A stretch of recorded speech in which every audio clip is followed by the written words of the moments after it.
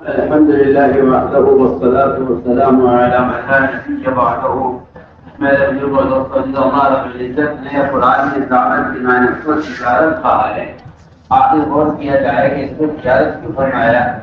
تجارت اس لیے فرمایا ہے کہ آدمی اپنے مال کو حضور پیش کیے بغیر تجارت کر نہیں سکتا.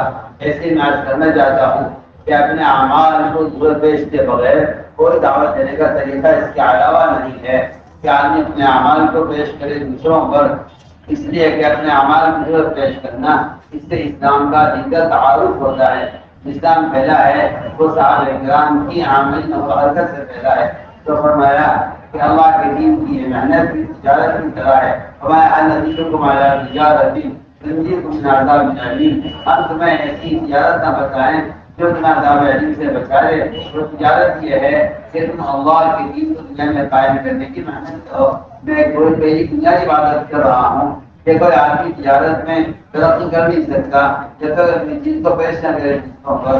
دوسرا کام تجارت میں یہ ہوتا ہے کہ اپنی مال کی قیمت کو بڑھا کر پیش کرتا ہے. اپنی چیز کی قیمت بڑھا کر پیش کرنا بس یہی تجارت کا خلاصہ ہے کہ آدمی تجارت میں جو ترقی کرتا ہے جب وہ 100 روپے کی 200 روپے میں 300 روپے میں بیچے گا جو نفع کمائے گا اس سے آگے تجارت چلے گی. اگر نفع نہ کمائے اس قیمت پر اگر بیچ دے سے آرتی کا سامان ختم ہو جائے گا اور اس کا سرمایہ ختم ہو جائے گا.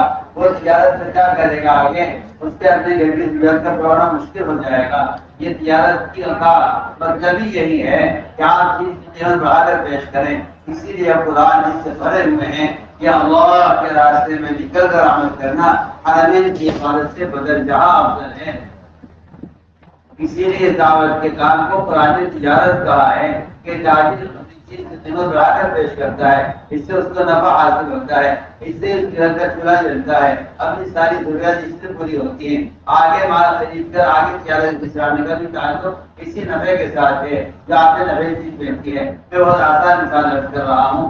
اسی لیے فرمایا حدیث میں کہ اللہ کے راستے میں نکل کر عمل کی فضیلت حرمین کی عبادت سے کہیں زیادہ ہے. بلکہ صاحب احادیث کے اندر فرمایا آپ نے فرمایا اگر تم ساری دنیا کا مال بھی خیر کی راہ میں خرچ کر دو تو صبح نکلنے والی جماعت کی فضیلت حاصل نہیں کر سکتے. حدیث میں فرمایا اللہ کے راستے میں نکل کر تلاوت کریں تو اس کا نام اللہ تعالیٰ انبیاء صدیقین شہداء اور صالحین کی اجتماع میں لکھ دیتے ہیں. اس کا مطلب ہی یہی تھا کہ اللہ کے راستے میں نکل کر عمل کی فضیلت حرمین کی عبادت سے بدل جہاں افضل ہے. اس لیے کہ اعمال متعدی بنتے ہیں تو عمل کو لے کے پڑھنے سے متعدی بنتے ہیں. علی رضی اللہ عنہ عراق گئے. عراق والوں نے کہا کہ حضور اکرم صلی اللہ علیہ وسلم کے طریقے پر وضو سکھائیے. میں عراق لوٹے میں پانی ایک اونچی دیوار پر بیٹھ کر وضو کیا جس سے سارے عراق والوں کو آپ صلی اللہ علیہ وسلم کے طریقے پر وضو کرنا آ گیا. ہم یہ یاد کرنا چاہتے ہیں کہ مسلمان کا عمل کو لے کر پھرنا بس یہی اسلام کے تعارف کا ایک واحد طریقہ ہے. اس لیے فرمایا حضور اکرم صلی اللہ علیہ وسلم نے کہ تربیت کا اور تعلیم کا اور عمل کی استعداد کے پیدا ہونے کا اور عمل کی ذمہ رغبت کے پیدا ہونے کا تعلق اثر اعمال مسجد سے ہے. اسی لیے آپ یہ بات یاد رکھیں کہ اگر تبلیغ میں گشت کا موضوع صرف ملاقاتیں کرنا نہیں ہے. تبلیغ میں گشت کا جو مقصد ہے ہر مسلمان کو دعوت دے کر اس کو منکر کے ماحول سے نکال کر عمل کے ماحول میں لانا یہ تبلیغ میں گشت کا اصل مقصد ہے. یہی مقصد ہے گشت کا اور یہی ذریعہ ایمان کی تکمیل کا. ناصرت کھل کر عرض کر رہا ہوں اس میں کوئی شک نہیں. قرآن اور حدیث اور صحابہ اکرام کے اقوال اور ائمہ مجتہدین یہاں تک امام بخاری کا مقصد بھی یہی ہے کہ لوگوں سے ملاقاتیں کر کے انہیں مسجد میں ایمان کے حلقوں میں لا کر جوڑنے سے ہی ایمان میں کمال پیدا ہوتا ہے. امام بخاری کا میں طریقہ مستدل کا مذہب بتا رہا ہوں. آپ اسلام کو حضرت طاقت سمجھیے اور اسے معاملے کی صفت سمجھیے. بلکہ میں بہت بنیادی بات کر رہا ہوں ہر مسلمان کے اپنے ایمان کی تکمیل موقوف دعوت پر.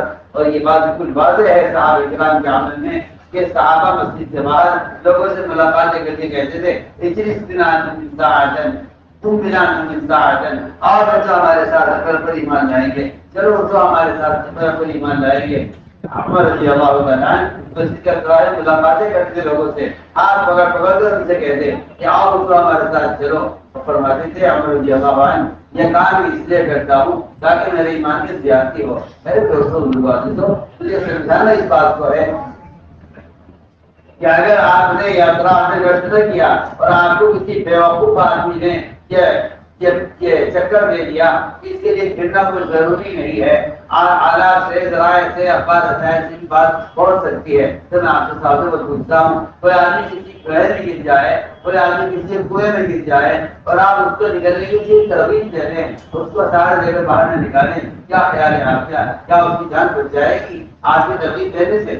آپ مجھے بتائیے تو صحیح. اگر آپ کسی کنویں میں گرنے والے کو یہ کہہ کر آ جائیں کہ آپ باہر آ جائیے اور آپ ہلاک ہو جائیں گے، تو کیا اس کی جان بچ سکتی ہے آپ کے بیان سے؟ اگر آپ ایک پرچہ ان کا ڈال دیں گڑھے کے اندر، اس میں لکھ دیں آپ کیا باہر آ جائیے اور آپ ہلاک ہو جائیں گے، میں کہتا ہوں آپ کی تقریر، آپ کا پرچہ، آپ کا بیان، آپ کا مختلف اس کی جان نہیں بچا سکتا. اس کے لیے لازمی بات یہ ہے کہ آپ اس کا ہاتھ پکڑ کر یا کسی ذریعے سے اس کو باہر نکالیں. اس کے علاوہ اس کی جان سے بچنے کا کوئی اور ذریعہ نہیں ہے. میں ایک مثال دے کر آپ سے کہہ رہا ہوں کے طور پر کہ جو لوگ گلزار کے ماحول میں ہیں وہ گھروں میں گرے ہوئے ہیں. آپ اگر کوئی پیغام پہنچا کر یہ کہیں جیسے ذمہ داری پوری ہو گئی ہے تو آپ کی بے وقوفی ہے اور یہ آپ کی ناسمجھی ہے. کسی مسلمان کے پاس چل کر جانا اور اس کو گناہوں کے ماحول سے نکال کر اور شراب کے سے نکال کر لانا مسجد میں اور لا کر اس سے اس دن کا فریضہ ادا کرانا، اللہ کی قسم امر معروف کا واحد یہی ایک طریقہ ہے. امر معروف کا واحد ایک یہی طریقہ ہے اور نہی منکر کا واحد ایک یہی طریقہ ہے. اگر آپ اس کے علاوہ کوئی نیا طریقہ لاتے ہیں تو وہ طریقہ اللہ کے یہاں مطلوب نہیں ہے اور وہ آپ کا نیا طریقہ سنت کے خلاف ہوگا. یہ بھی آپ کان کھول کے سن لیجیے. اسی طرح یہ آپ نے ایک بات چلائی ہوئی ہے کہ دین کی بات کے پہنچانے کا ایک طریقہ نہیں ہے، جس طرح چاہو پہنچا دو. میں اس کو ناقص خیال کو ختم کرنا چاہتا ہوں، اس لیے کہ یہ بات بالکل حق ہے. اب معروف نہی منکر ایک بدنی عبادت ہے اور ایک بدنی محنت ہے. اگر اس کے لیے بدنی استعمال نہیں کرو گے یہ فریضہ ادا نہیں ہوگا، نہ کسی قلم سے، نہ کسی کتاب سے، نہ کسی اخبار سے، نہ کسی رسالے سے، نہ کسی موبائل سے، نہ کسی مشین سے. میں آپ سے کھل کر کہہ رہا ہوں اب معروف نہی منکر ایک بدنی عبادت ہے اور ایک بدنی فریضہ ہے. نماز، روزہ، حج اس طرح یہ بدنی فریضہ ہے. بدن کو استعمال کے بغیر یہ فرائض ادا نہیں ہوں گے. اس طرح بدن کو استعمال کے بغیر دعوت کا فریضہ ادا نہیں ہوگا.